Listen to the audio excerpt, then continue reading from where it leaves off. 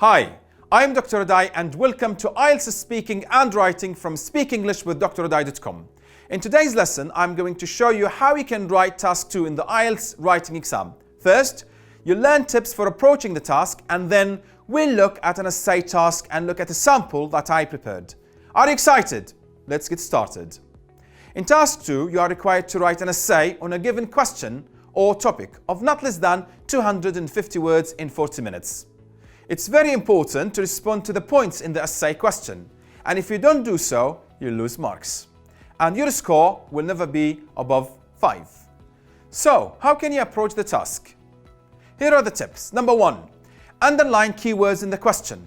Number 2, take a few minutes, around 4 minutes, to brainstorm around the topic.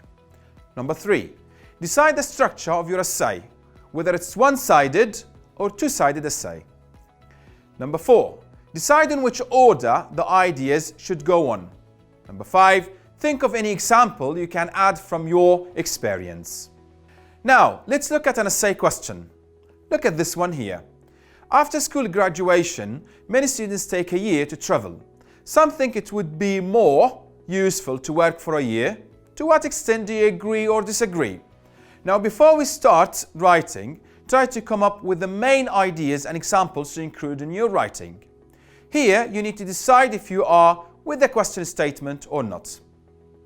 For example, do you agree that graduate students should rest and do such activities as traveling? Or do you think they should invest their time and work instead?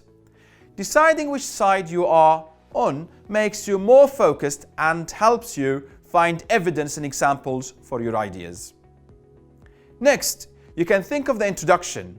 Your introduction should reflect your opinion, or in other words, the side you are more with. You can be with both sides, or you can be with one side. Here is the introduction with one side. In a busy and changing world, thousands of high secondary graduate students tend to have a gap year and travel before they resume a university degree. Such an unoriented action pushes the students to be on the verge of a positive and negative side at the same time. Now, think of the body paragraph. Try to bring 2 ideas and develop them in each paragraph. Don't forget to include examples. Look at this example here. Many students prefer to engage in an internship program or work for a year in the field they will study at university later on. This has been proved to be true in recent years, as students with internship courses are more prepared and knowledgeable than their peers who went to university directly after finishing high school. That is because students who had field experience would have many chances to experience the practical side of their major and understand the internal mechanism of how things work together, away from the theoretical side, which focuses on the assumptions and hypotheses. Also, some students might like to take a break from school after a long journey of 12 years, so they travel abroad and explore other cultures, lifestyles, and traditions of other countries. They broaden their mindset of the world they live in and create a new sense of life to cope with the challenges they might face in the future. Here is the other paragraph. On the other hand, taking a gap year could be a waste of time, especially when students don't take the advantage of it. For example, students during the gap year might lose interest and motivation towards completing their higher education, particularly when they see many unemployed people who have high qualifications but they are staying jobless.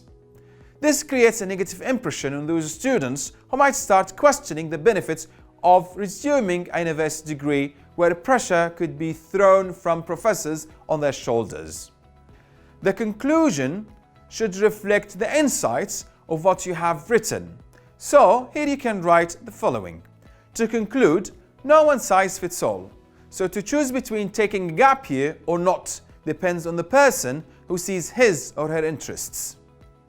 That's all for today. Don't forget to watch other lessons and subscribe to the channel here. See you in other videos in IELTS Speaking and Writing with Dr. Adai from speakenglish.dradai.com. Bye bye!